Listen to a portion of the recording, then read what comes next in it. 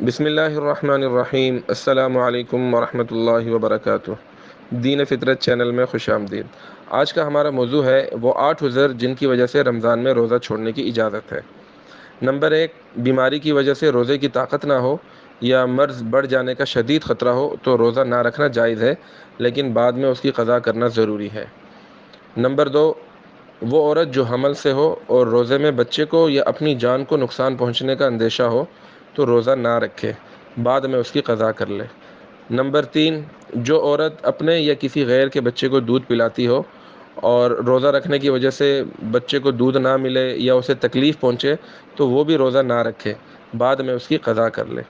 Number 4، مسافر شرعی یعنی جو کم از کم 48 میل کے سفر کی نیت سے گھر سے نکلا ہو، اس کے لیے اجازت ہے کہ روزہ نہ رکھے۔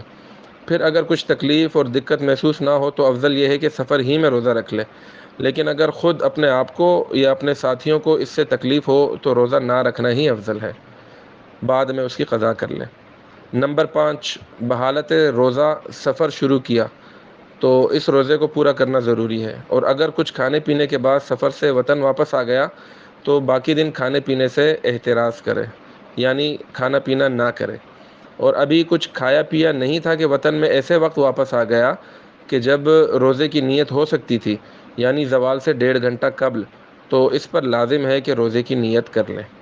نمبر 6، کسی کو قتل کی دھمکی دے کر روزہ توڑنے پر مجبور کیا جائے تو اس کے لیے روزہ توڑ دینا جائز ہے، بعد میں اس کی قضا کر لیں۔ نمبر 7، کسی بیماری یا بھوک پیاس کا اتنا غلبہ ہو جائے کہ کسی مسلمان دیندار ماہر طبیب یا ڈاکٹر کی رائے کے مطابق جان کا خطرہ لاحق ہو تو روزہ توڑ دینا جائز بلکہ واجب ہے، اور پھر بعد میں اس کی قضا لازم ہوگی۔